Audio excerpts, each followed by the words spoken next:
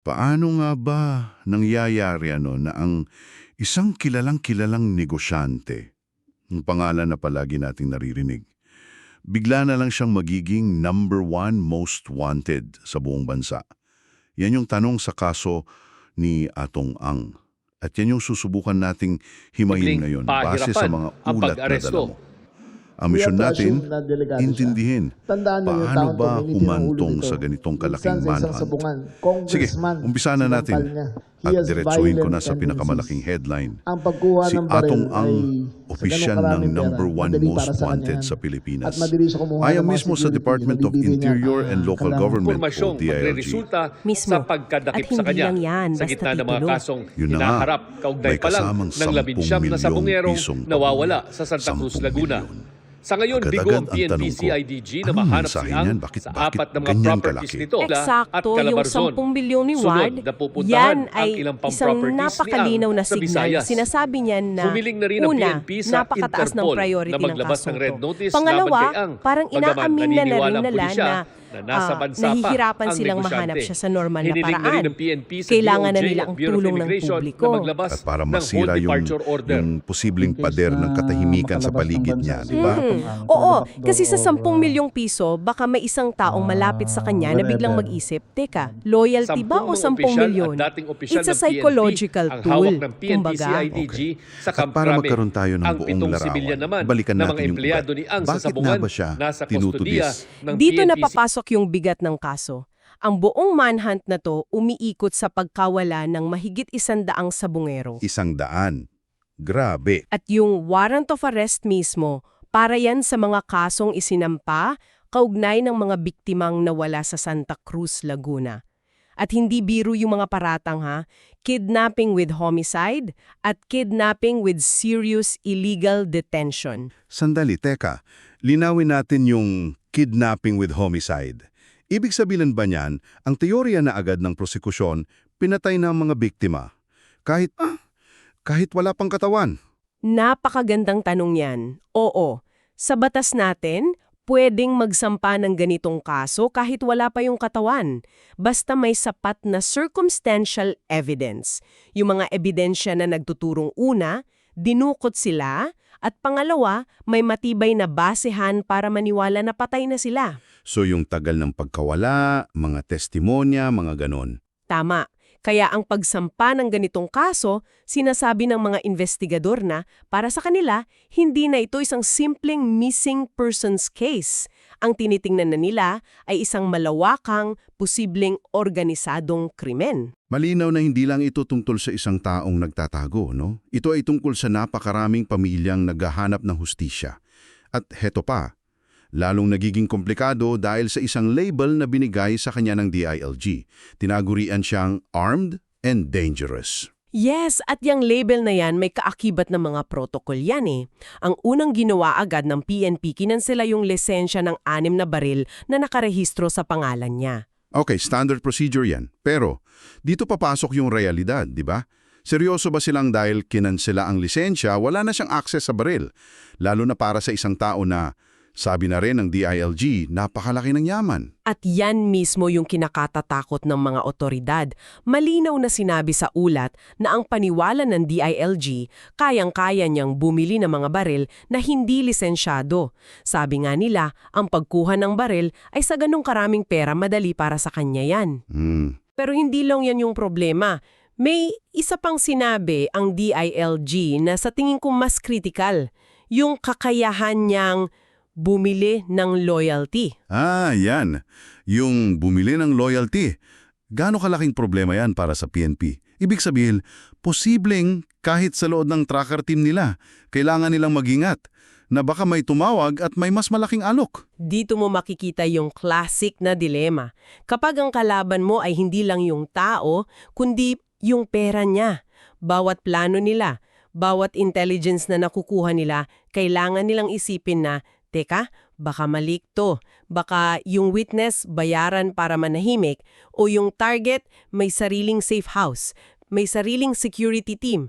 Binabago ng pera yung buong laro eh. Nagiging labanan na ng resources. Eksakto. Hindi na lang pulis kontra kriminal. Parang naglalakad ka sa isang asahana, hindi mo alam kung sino ang magpagkakatiwalaan mo. Kaya siguro idinidiin nila na delikado yung operasyon.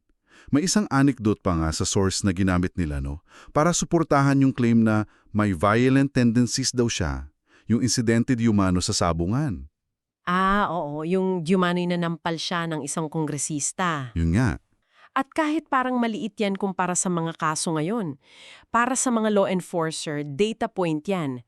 Bumubuo sila ng psychological profile.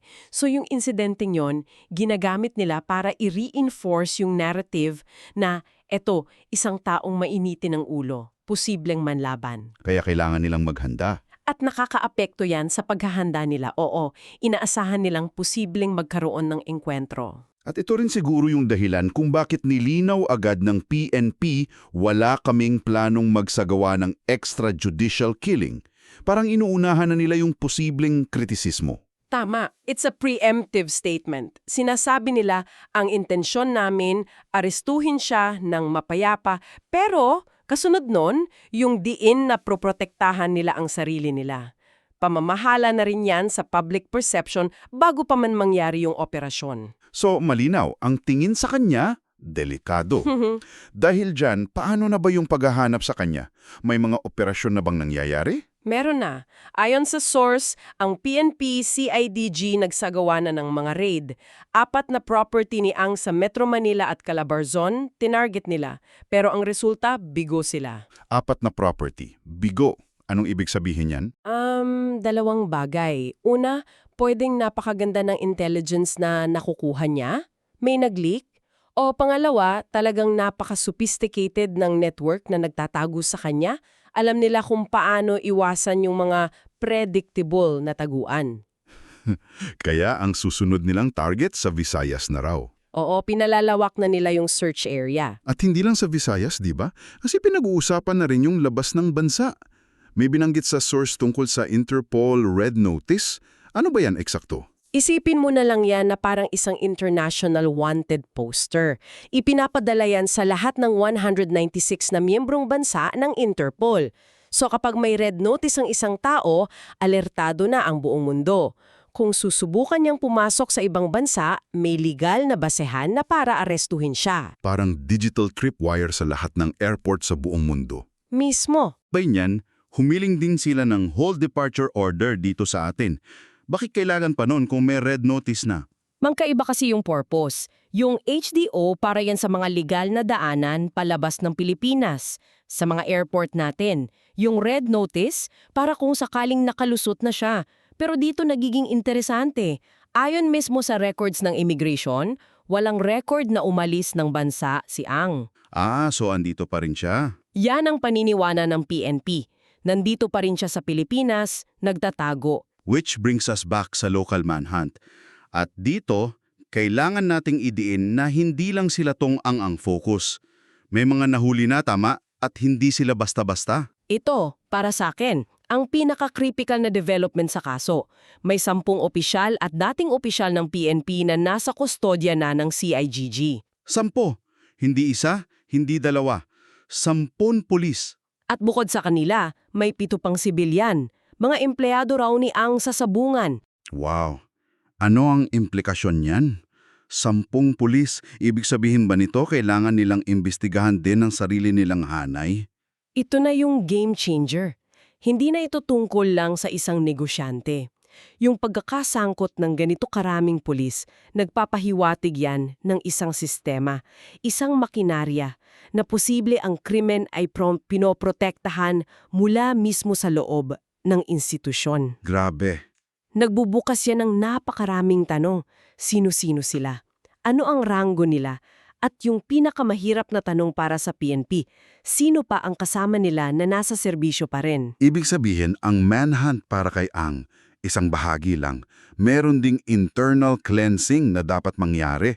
Nagiging 2 ang kalaban, yung target sa labas at posibleng traitor sa loob. Eksakto. At yan ang nagpapahirap sa kahit anong investigasyon. Paano ka magtitiwala sa intelligence na nakukuha mo kung hindi ka sigurado kung yung source mo tapat ba? O baka bahagi rin siya ng network. Yung pagkakahuli sa 10 pulis, malaking tagumpay yan. Pero nakakakilabot na paalala rin. So, kung bubuuin natin lahat to, para sa'yo na nakikinig, ang nabubuing larawan, hindi ito simpleng manhunt. Isa itong malawakang operasyon para tugisin ang isang makapangyarihang individual. At bawat galaw ng gobyerno, mula sa 10 milyong pabuya, sa pagkansela ng lisensya ng baril, hanggang sa pag-alerto sa Interpol, lahat yan nagpapakita kung gaano kaseryoso ang tingin nila sa banta niya. At sa likod ng lahat ng yan, may mas malalim na problema. Yung posibleng pagkakasangkot ng mga tao mismo sa gobyerno. Mismo. Yung hamon na kinakaharap ng isang bansa kapag ang tinutugis nito ay hindi ordinaryong kriminal, kundi isang taong may halos walang hanggang yaman, malawak na impluensya at isang network ng mga protektor na posibleng kasama pa mismo sa mga ahensyang nagpapatupad ng batas. Paano nagbabago yung laro kapag ang kalaban mo kayang gawing kasangkapan ng sistema laban sa sistema mismo? Yan. Para sa akin, ang tunay na hamon na hinaharap ngayon ng mga tracker team